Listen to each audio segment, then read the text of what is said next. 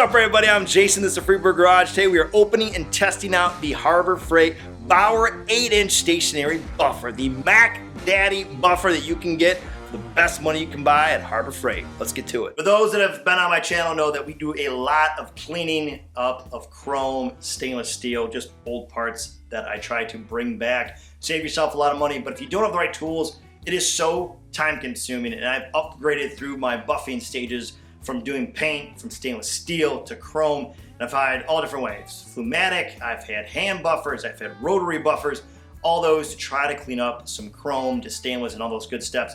But to be able to really get into the heavy duty stuff, this is what I've been waiting to do, and I'm so excited because it will cut my time in half in order to do that. Just using a stationary buffer alone with constant power. I'm usually waiting on a battery pack, waiting for the air compressor to pump up. I wanted something that would give me power.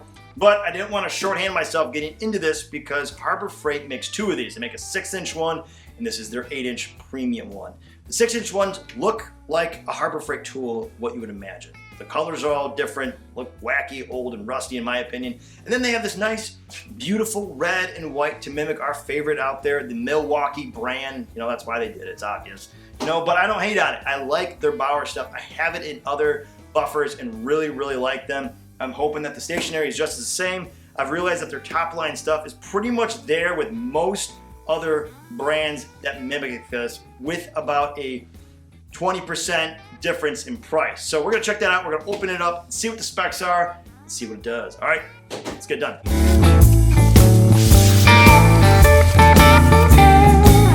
That's actually not how I expected it to be packed. They got it just like that. We'll pull that out here. Got the manual, our two buffing wheels, nice and big there. Okay, we'll go over the specs here in a little bit. Got our bushings there, and oh, I got collapse on me. Very nice. Actually, it's not how I, for some reason, pictured how this was going to be packaged. So, and when I was checking this out in the store before I bought it, I thought for some reason it would be bigger, but then again, it's in a different spot, so this probably makes more sense. Okay. Oh, look at that. Nice and beautiful. Okay.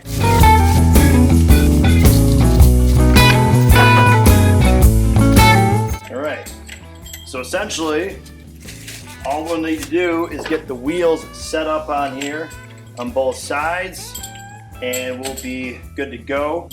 Of course, we will need to mount this at some point. It's got some rubber bushings on the bottom, still does the job, but I like it. It's rubber, so it isolates the vibrations, and goddamn do these have a lot of vibration when you do them. So, unless they're gonna tell us to remove that and maybe pull it down, I guess we'll see. We'll double check the directions just to clarify we don't damage anything with the vibrations going on. Okay, all right, first thing, let's mount our right-sided buffer wheel.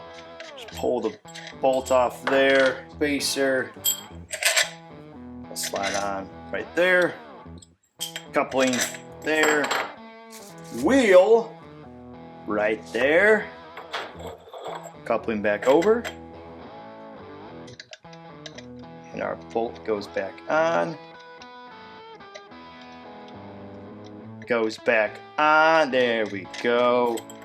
All right, and we tighten it. And they make a good job of making sure there's a flat spot here, so you got something to put your wrench on, and we can tighten it down without destroying up our nice shaft here. All right, so I'm gonna grab that now.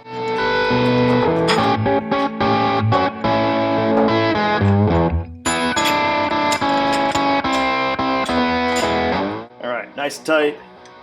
And if you're going to do this at home, make sure you have a 15/16 and at least a crescent wrench or 2 crescent wrenches to get that on. Let's do the other side. This goes on, wheel.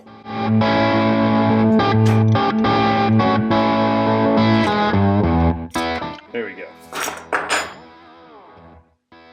All right, we are all good there, and we just need to plug in. All right, going over the specs on this before we get a test run. We have 120 volts at 60 hertz, 4.8 amps, 3590 on the RPMs, 3/4 horsepower, 5/8 arbiter diameter, power cord of 6 feet, dimensions of 23.5 by 8 1/4 and 5 3/4 quarters tall there, all right? And this is 24 pounds in total. Now, the other part that I really do like that they actually included, which is this part right here. If you have small children like myself here, you want to make sure that no one's going to come around and just bump and see what this thing does, because it is extremely dangerous. As much fun as these things are to work with, they also come with no guards, as you can see. If you have a grinder, everything's up tight and close and has a nice plastic guard, but having these shafts wide open, if you have any strings, hair, anything that can grab this, it's going to grab it and yank it and go. So you want to make sure you're clear of this. And plus, if you want to make sure that you don't have anyone that's going to get harmed, you pull this little lever here or little knob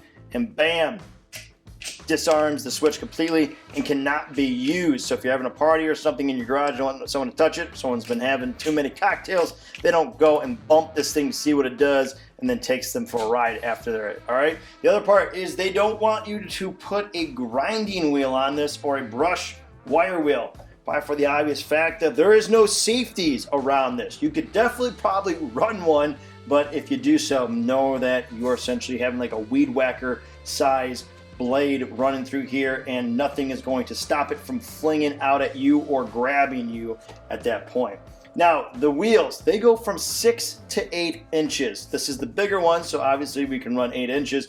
If you have the smaller buffing deal, you'd have like the 6-inch one. The shaft and the diameter are all smaller, so if you go and try to run an 8-inch, you'll probably have a lot of vibration and could potentially probably ruin your whole buffing wheel. All right, so there you are in a nutshell of what the specs are on the Bauer 8-inch stationary buffer. Let's give this thing a test run and see what it does.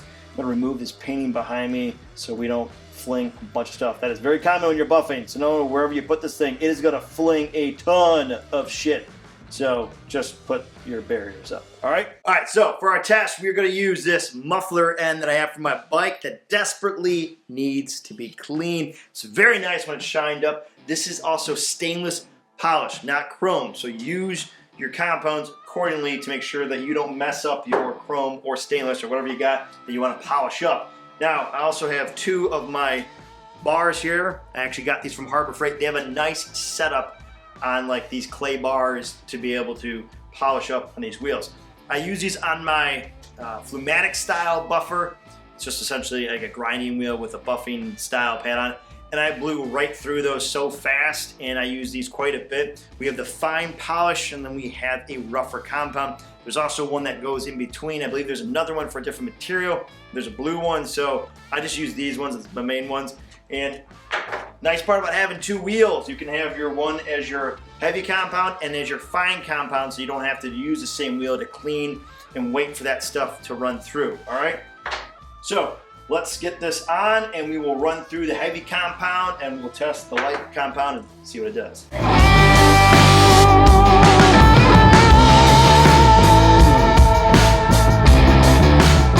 The fact that that's not moving and I'm already got a lot of pressure, there we go, starting to move it a bit. Man, that is smooth. Oh my God, that's 10 times easier. Woo! All right, first round on the heavy compound. It's already started to come back. I'm jumping around, but mainly we'll hit this one more time on this side just to show you guys. Man, look at that. First run through, super smooth. Not a lot of vibration, almost none running on there. That's awesome. All right, so let's do our fine polish. We'll shut this down. Just want to show this. If you're ever shutting down an open wheel, do not grab the shaft and be an idiot and try to slow this down to hurry up. It may seem obvious, but when you're in a rush, that is the dumbest thing you can do is grab a moving wheel like this. So let it power down fully, almost there, and we'll jump to the other side and run the finer polish. Same thing, let's get the stick rolling.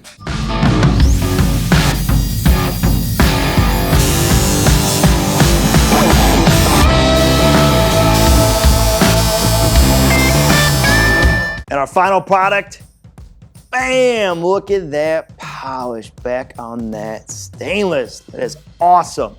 I haven't had that polish since I probably bought that exhaust.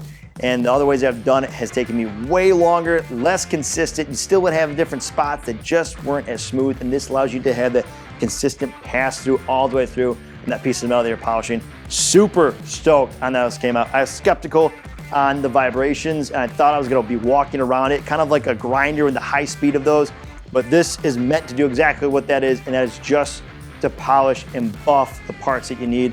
And I thought I would be able to use a grinder and mix. No, this is the way to go if you're trying to polish. That 3/4 horsepower RPMs is much needed over that 1/4 inch, 6-inch wheels. I think going with the higher one is the way to go.